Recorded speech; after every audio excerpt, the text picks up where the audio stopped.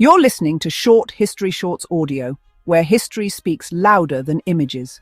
Before Thebes became the mighty religious heart of ancient Egypt, before the towering temples of Karnak and Luxor drew pharaohs and pilgrims alike, it was merely one of many towns along the Nile's fertile southern banks.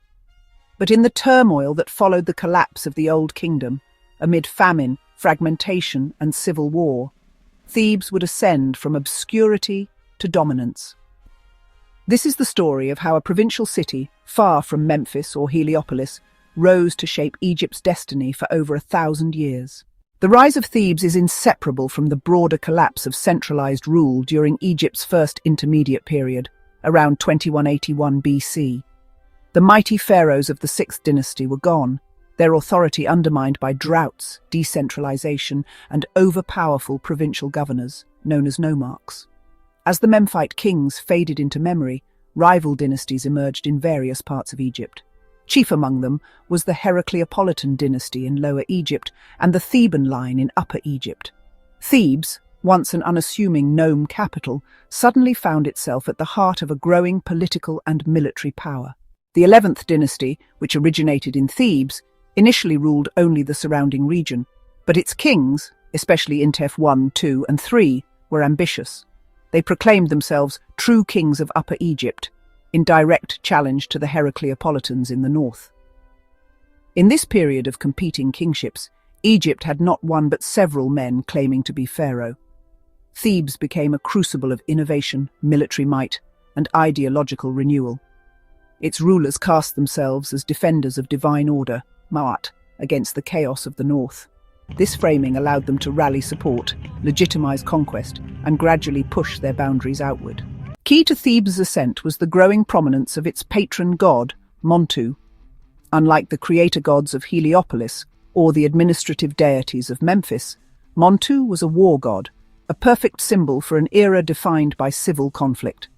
The 11th dynasty pharaohs tied their authority to Montu's favor, building temples in his name and presenting themselves as his earthly agents.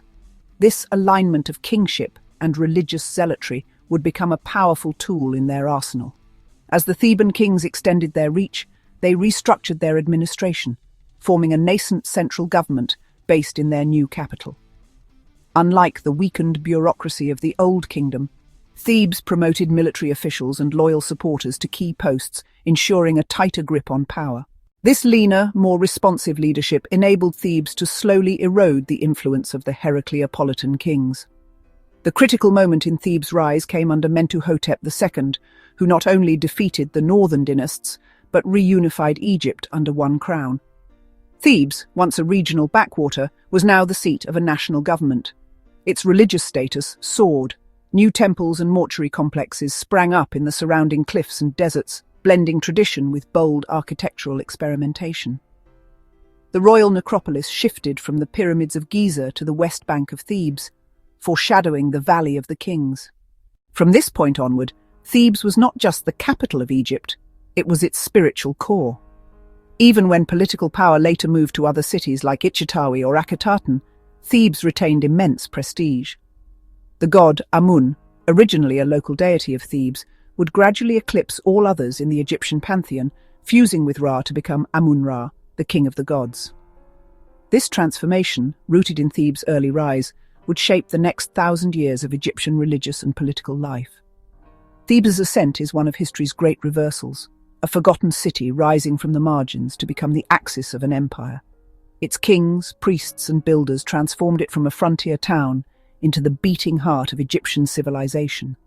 And though time and empire would eventually pass it by, Thebes left behind a legacy in stone and spirit that still towers over history.